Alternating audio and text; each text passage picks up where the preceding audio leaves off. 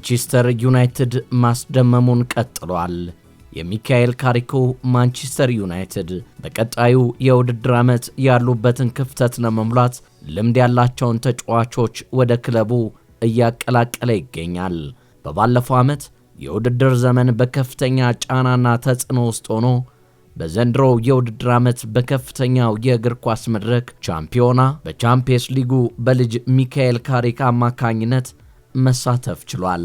ማንቸስተር ዩናይትዶች ሚካኤል ካሪክ ክለቡን በጊዜያዊነት ከተረከቡ በኋላ ባደረጓቸው ጨዋታዎች ላይ አርሰናልን የመሳሰሉ ፈታኝ የሊጉ ክለቦችን በመርታት ነው ቀያይ ሰይጣኖቹ ከሽንፈትና ባልተጠበቁ በታሪካቸውም ይሁን አሁን ድረስ በአቋም ያነሱ ክለቦች በቀላሉ ከመሸነፍ ወደ ማሸነፍ የቀየሩት።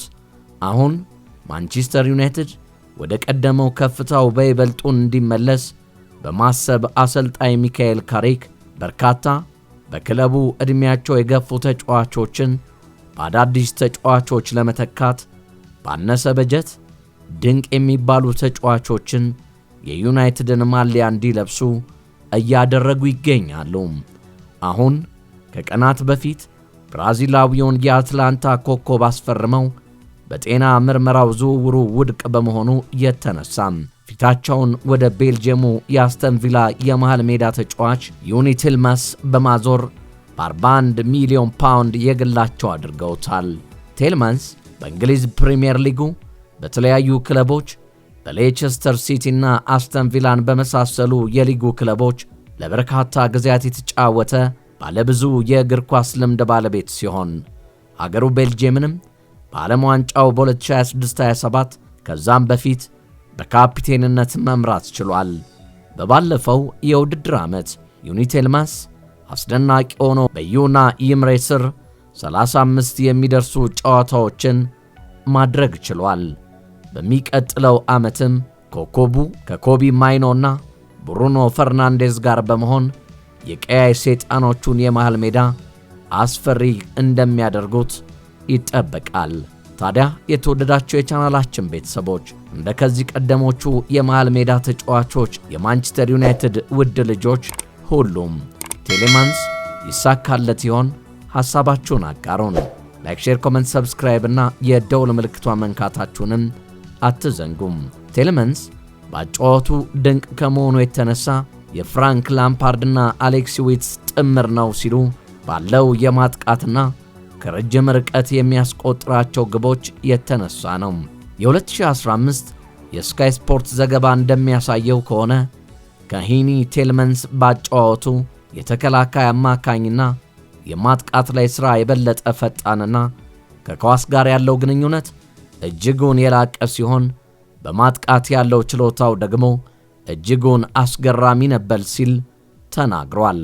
የሀገሩ ልጅ ፖል ባይን ሂምስ በተመሳሳይ ይህን የሚያረጋግጥ ጽሑፍ ማጋራቱ ይታወቃል።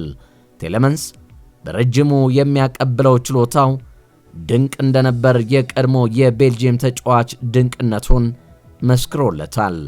ቲልማንስ በሌቸስተር ሲቲ ቤት በነበረውም ቆይታ እጅጉን አስደናቂ አቅም ያለው ሲሆን ከቦክስ ቦክስ ታትሮ በመጫወቱ በበርካቶች አድናቆትን ሲያስችረው በአስተን ቪላ ቤት በታዋቂው አሰልጣኝ ኡና ኢምሬ ስር የ10 ቁጥር ማሊያን በማድረግ የሚፋለም የነበረ ሲሆን ባጫወቱ ቡድኑን ያልተቋረጠ የማጥቃትና ኳስ ይዞ የመጫወት ብልጫን እንዲይዝ የሚያስችል ኮከብም ነበረ።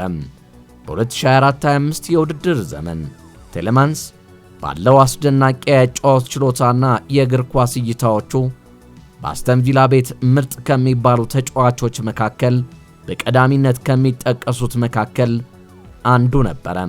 በመሃል አማካይነት የጨዋታ ሜዳ ላይ ያለው ብቃት ደግሞ የአገሩ ልጅ ቤልጂየማዊው የቀድሞ የማንቸስተር ሲቲ ተጫዋች የነበረው ኬቨን ዴብሮይና ጋር ያነጻጽሩታል። ቲልማንስ በ2024 የውድድር ዘመን የፕሪሚየር ሊጉን ሪከርድ መስበር ችሏል። በአንድ ጨዋታ አስተን ቪላ ከኤቨርተን ጋር ባደረገው ጨዋታ 3-2 ሲያሸንፍ በወቅቱ ቲልማንስ 126 ኳሶችን ማቀበል በመቻሉ ነው ሪከርዱን በእጁ ያስገባው። በእንግሊዝ ፕሪሚየር ሊጉ በስካውኑ ቆይታው ቴሌመንስ የኤፍኤ ካፕ ዋንጫን፣ የዩሮፓ ሊጉን ዋንጫ፣ የኮሚኒቲ ሺልድን ጨምሮ ከሌስተር ጋር የሊጉን ዋንጫ ማሳካት የቻለ ድንቅ ኮከብ ሆኖ የደመቀ ነው። ቴሌመንስ አሁን በቀያይ ሰይጣኖቹ ቤት በሚካኤል ካሪክ ስር የምርመራ ውጤቱን አሳክቶ ከተቀላቀለ በሚካኤል ካሪክ ስር የመሃል ሜዳውንና ማንቸስተር ዩናይትድ በማጥቃቱ የሚያደርጋቸውን እንቅስቃሴዎቹን አንድ ደረጃ ከፍ ያደርገዋል፣ ያሳካል ተብሎ ይጠበቃል። ቴሌመንስ በሌስተርና በአስተን ቪላ ያሳካቸውን ድንቅ ጊዜያቶች በማንቸስተር ዩናይትድ ቤት ያሳካው ይሆን የሚለው አሁን ጥያቄ ሆኗል። አድማጮች፣ ቴሌመንስ በማንቸስተር ዩናይትድ ቤት መክተሙ ዩናይትድ ትክክለኛ ምርጫው ይሆን ወይ የሚለውና በክብሩ ልክ የሚዋደቅ ተጫዋች ነው ብለው ያምኑ ይሆን? ሐሳባችሁን አጋሩን።